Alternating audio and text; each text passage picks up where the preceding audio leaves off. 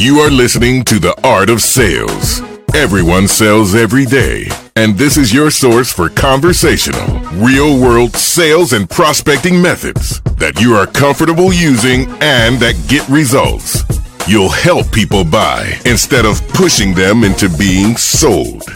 Here's your host, Art Subcheck. I find sales training in everyday situations. I mean, the entire world is a laboratory, and you can find them too if you look for them. Today, I want to talk about an article from an older issue of Men's Health magazine. There was a great example in there. The article was titled, "Woo Her with Words. Say It with Seduction Using This Passion-Packed Phrase Book." Well, it's not an actual book. It's an infographic. And I've posted the original for you online. So if you want to see that, go to the show site for this episode, theartofsales.com. And then this is show number 78. All right. So before giving you the examples, the lead in the article starts out with, "Words wielded wisely can be a powerful instrument of seduction.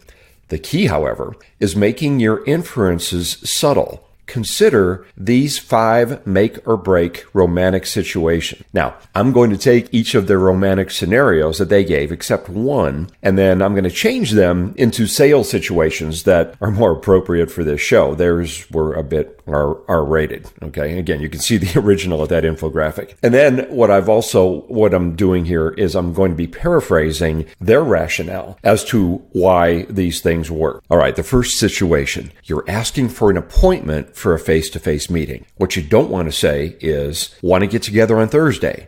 Instead, try, "Want to get together so I can show you exactly how this system would cut down on the duplicate tasks that you're now performing in your shipping process?" So here's their rationale for why it works. They quote Eve Mark, who is author of Flirt Speak, and says that unlike a blank proposal, a question like this puts the listener in the moment and creates an experience he or she can visualize.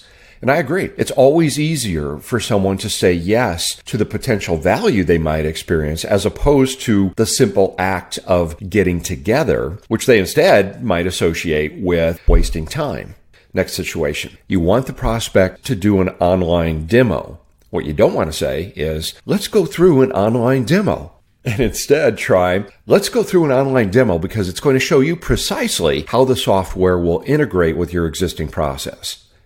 Why does it work? Well, the magic is in the because. Dr. Kevin Hogan, author of Irresistible Attraction, says people comply 66% more often when they hear a phrase with because in it. Now, it's the same principle at work when we do social engineering, which is asking questions of people other than the decision maker in order to gather sales intelligence. And we call that the justification statement. So, for example, let's say you reach an admin in the buyer's department, and after identifying yourself and your company, you'd say, "I'm going to be speaking with Ms. Big, and I want to make sure that what I'll be discussing would be relevant. I'll appreciate your help with a few questions." Or, "I'm going to be calling Mr. Buyer and want to be certain that what we have would be of interest to him. There's some information you could help me with." All right, next situation. You want the prospect to move forward with the sale. Don't say, "I want you to move forward with the order." Instead, try, "Can you imagine how many more qualified prospects this program will generate for your sales reps?" Here's why it works. Framing your desire as a question, especially one with a benefit, forces him or her to think about it. Dr. Hogan says the sensory word imagine reinforces the visual picture. That's interesting. All right, here's another scenario. You want a customer to upgrade to a higher priced premium option. Don't say, "Does the premium option interest you?"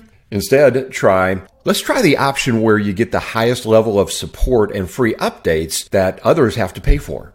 So why does this work? Words like try and maybe give the listener a chance to say yes without feeling pressured. So here's why it works. According to Dr. Narissa Carter, who's a communications professor at Texas Tech University, says words like try and maybe give the listener a chance to say yes without feeling pressured. All right, there was one more example in the article that unless you sell food, I couldn't come up with an appropriate sales example. And it involved the word taste. It's kind of interesting nevertheless. So check out the infographic from the magazine and get in contact with me. Let me know if you can develop one for that that. And again, you can get that at our show site, theartofsales.com, and this is episode 78. All right, these are all great suggestions. And to really get the most out of this, I recommend taking a pen and paper and examine each situation, then adapt them to your own sales scenarios, or life scenarios for that matter. All right, hey, you know what time it is. Your attitude will be in every way you'll never feel. What they say is the art of the sales. Quote of the day. That's right. It's time for the quote of the day. And speaking of seduction and influence, today's quote comes from Roy T. Bennett,